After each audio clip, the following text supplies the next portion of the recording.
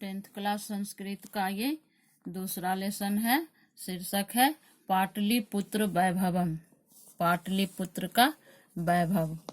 बिहार राज्यस्य राजधानी नगरम पाटलिपुत्रम सर्वेषु कालेषु महत्वम आधारयत। बिहार राज्य की राजधानी पाटलिपुत्र सभी कालों में महत्व धारण करता है। अस्य इतिहास सार्धसहस्र द्वय वर्षम परिमित वर्तते। इसका इतिहास 2500 वर्ष का है। अत्र धार्मिक क्षेत्रम, राजनीतिक क्षेत्रम, उद्योग क्षेत्रम च विशेषेण ध्यानाकर्षकम। यहाँ धार्मिक क्षेत्र, राजनीतिक क्षेत्र और औद्योगिक क्षेत्र में विशेष ध्यानाकर्षण है। वैदेशिका यात्रिनः मेघासनीस फाहियान वेनसांग इत्सिंग प्रभृतयः पाटलिपुत्रस्य वर्णनम स्व स्व संस्मरण ग्रंथेषु चक्रु। मेघास्थनीज, फाहियान, वेनसांग, इत्सिंग इत्यादि वैदेशिक यात्री पाटलिपुत्र का वर्णन अपने अपने संस्मरण ग्रंथों में किया। पाठे अस्मिन् पाटलिपुत्र वैभवस्य सामान्य परिचय वर्तते। इस पाठ में पाटलिपुत्र के वैभव का सामान्य परिचय है।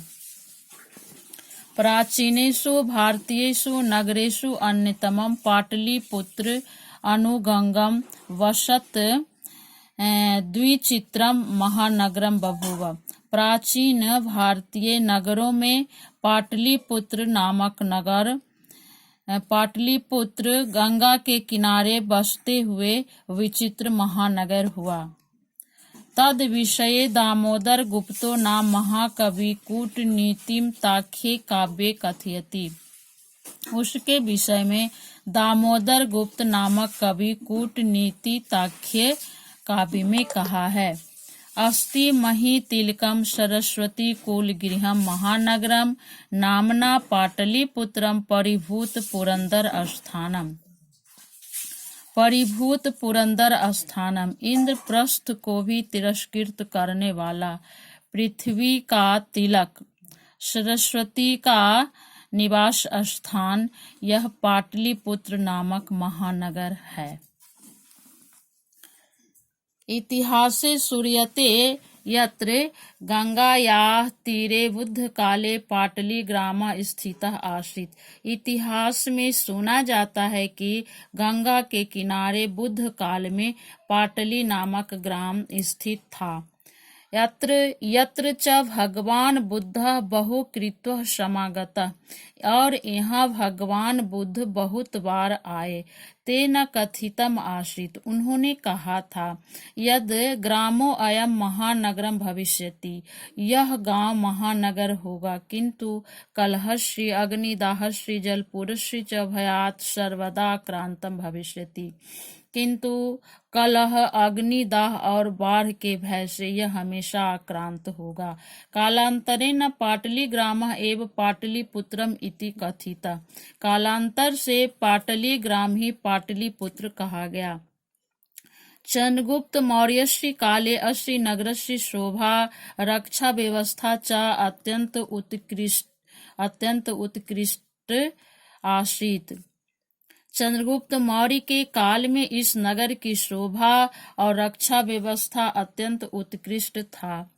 यूनान राजदूतः मेघास्थनीजः स्वसंस्मरणेषु निरूपयति। यूनान राजदूत मेघास्थनीज अपने संस्मरणों में इसका निरूपण किया है, वर्णन किया है। अस्य नगरस्य वैभवम प्रियदर्शिना अशोकस्य समये श्रुतराम समृद्धम। इस नगर का वैभव प्रियदर्शी अशोक के समय में अधिक समृद्ध हुआ। बहुकालम पाटलिपुत्रस्य प्राचीना सरस्वती परंपरा प्रावर्तयत। बहुत काल तक पाटलिपुत्र की प्राचीन सरस्वती परंपरा प्रचलित रही। इति चंद्रशेखर, ऐसा चंद्रशेखर स्व काव्य मीमांसा नाम के कवि शिक्षा प्रमुखे ग्रंथे सादरम स्मरति। ऐसा चंद्रशेखर अपनी काव्य मीमांसा नामक कवि शिक्षा प्रमुख ग्रंथ में सादर स्मरण किया है। अत्र उपवर्ष वर्ष विह पाणिनि पिंगलाविः व्याडी वर रुचि पतंजलि इह परीक्षिता ख्यातिम उपजगमु। यहाँ उपवर्ष वर्ष पाणिनि पिंगल व्याडी वररुचि पतंजलि परीक्षोत्तीर्ण होकर ख्याति को प्राप्त किए। परीक्षोत्तीर्ण होकर ख्याति को प्राप्त किए, प्रसिद्धि को प्राप्त किए।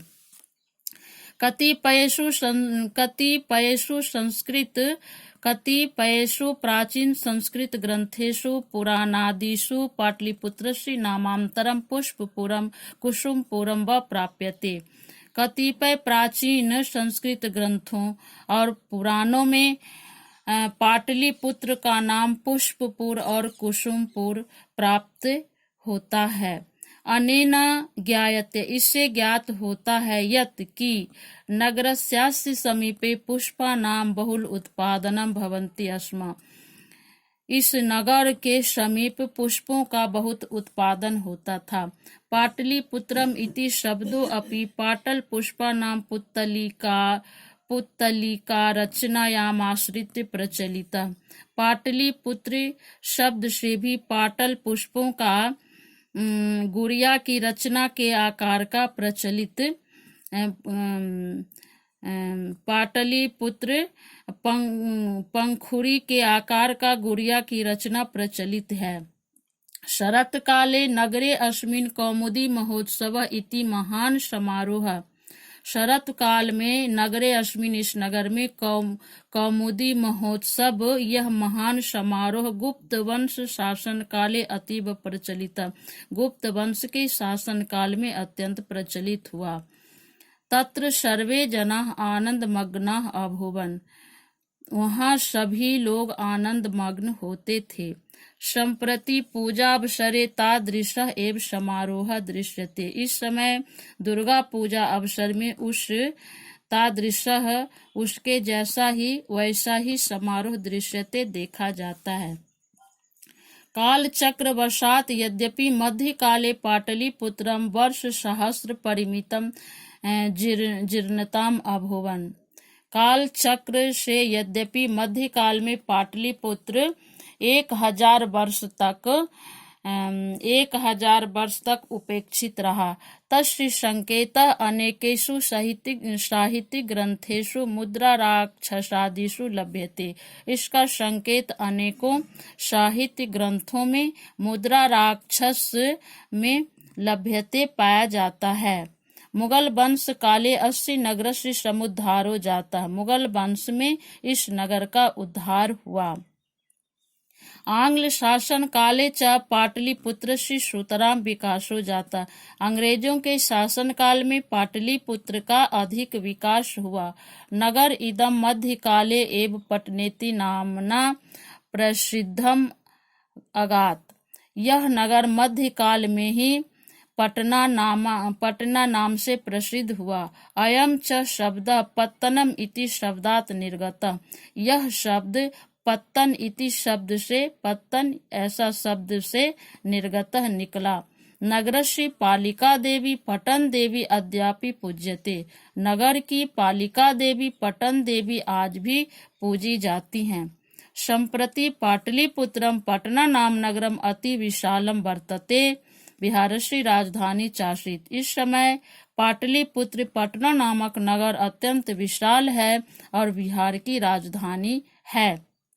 अनुदिनम नगरस्य विस्तारः भवति, दीनानुदीन नगर का विस्तार हुआ। अस्य उत्तरस्यां दिशि गंगा नदी प्रवहति, इसके उत्तर दिशा में गंगा नदी बहती है। तस्या उपरि गांधी सेतुर्नाम एशिया महादेशस्य दीर्घतमः सेतु किंच रेलयान सेतु अपि निर्मीयमानो वर्तते। इसके ऊपर गांधी सेतु नामक एशिया महादेश का बहुत बड़ा सेतु और रेलयान सेतु भी निर्माण किए गए हैं। नगरे अस्मिन् उत्कृष्ट संग्रहालयः, उच्च न्यायालयः, सचिवालयः, गोलगृहं, तारामण्डलम्, जैविकोद्यानं, मौर्यकालिकः अवशेषः, महावीर मन्दिरम् इत्येति दर्शनीयाः सन्ति। इस नगर में उत्कृष्ट संग्रहालय, उच्च न्यायालय, सचिवालय, गोलघर, तारामंडल, जैविक उद्यान, मौर्यकालिक अवशेष, महावीर मंदिर इत्यादि दर्शनीय हैं। प्राचीन पटना नगरे सिख संप्रदायस्य पूजनीयम स्थलम दशम गुरु गुरु गोविंद सिंहस्य जन्मस्थानम गुरुद्वारा इति नाम्ना प्रसिद्धम वर्तते। प्राचीन पटना नगर में सिख संप्रदाय के पूजनीय स्थल दशम गुरु गुरु गोविंद सिंह का जन्म स्थान और गुरुद्वारा नाम से प्रसिद्ध है। तत्र देशस्यास्य तीर्थयात्रिणः दर्शनार्थम आयान्ति। वहाँ इस देश के तीर्थयात्रीगण दर्शन के लिए आते हैं।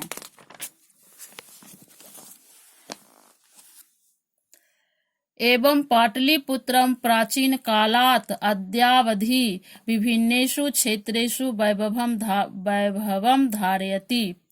इस प्रकार पाटलिपुत्र प्राचीन काल से आज तक विभिन्न क्षेत्रों में वैभव धारण करता है। सर्वं च संकलित रूपेण संग्रहालय, और संकलित रूप से संग्रहालय में दर्शनीय है। पर्यटन मानचित्रे नगर इदम महत्वपूर्णम। पर्यटन के मानचित्र पर यह नगर महत्वपूर्ण है। इस तरह से ये लेसन समाप्त होता है।